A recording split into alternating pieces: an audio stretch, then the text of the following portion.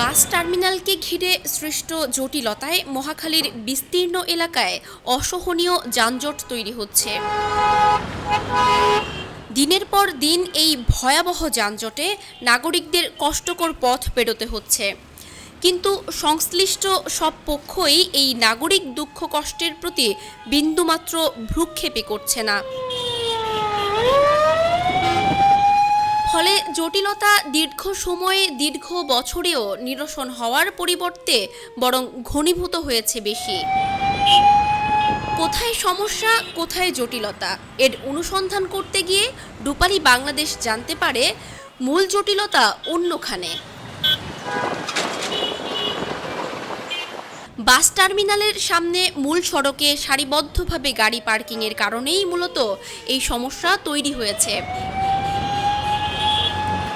অনিয়মতান্ত্রিক গাড়ি পার্কিংয়ের ফলে সড়কের একটি বৃহৎ অংশ দখল হয়ে যাচ্ছে।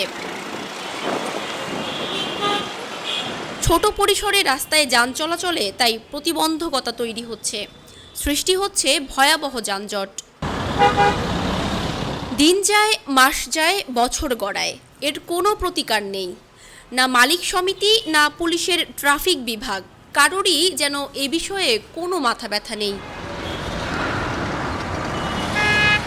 প্রায় সবার সঙ্গেই বিষয়টি নিয়ে কথা হয়, সবাই খাড়া যুক্তি দেখিয়ে বিষয়টি আপাতত সমাধানের চেষ্টা করেন।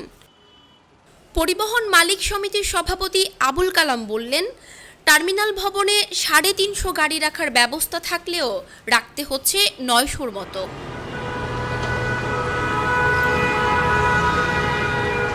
এই চাপের কারণ হলো এই টার্মিনাল থেকে দেশের 17 থেকে 18টি জেলার গাড়ি আসা যাওয়া করে।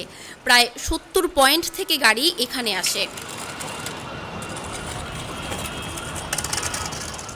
মূল সড়কে গাড়ি পার্কিংয়ের কারণ সম্পর্কে তার সোজাসাপটা উত্তর ট্রাফিক বিভাগ থেকে বলা আছে, মহাখালী ট্রাফিক অফিসকে জিজ্ঞাসা করুন।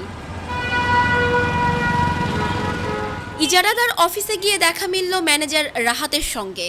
তার ভাষ্য, আমরা অভ্যন্তরীণ শৃঙ্খলার বিষয়টি দেখভাল করি, গাড়ি সংক্রান্ত সব বিষয় দেখাশোনা করে পরিবহন মালিক সমিতি।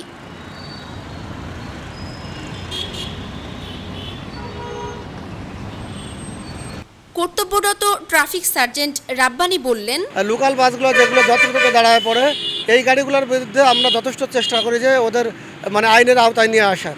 তারপরে দেখা যায় আমাদের সিনিয়র স্যার সহ ম্যাক্সিমাম আমাদের ঊর্ধ্বতন স্যারেরা আমাদের এই লোকাল বাসগুলোর ক্ষেত্রে বাস বে নির্মাণ করে দিয়েছেন।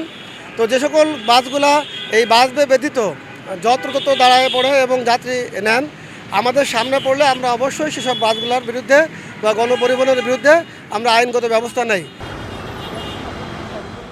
সবশেষে রূপালী বাংলাদেশ কথা বলে মহাখালী ট্রাফিক জোনের সহকারী কমিশনার আরিফুল ইসলাম রনির সঙ্গে। তিনি ক্যামেরার সামনে মূল বিষয়ে কথা বলতে অনীহা প্রকাশ করে শুধু এটুকু বললেন, সমস্যা সমাধানের আমরা চেষ্টা করছি। রূপালী বাংলাদেশ নিউজ ডেস্ক, ঢাকা।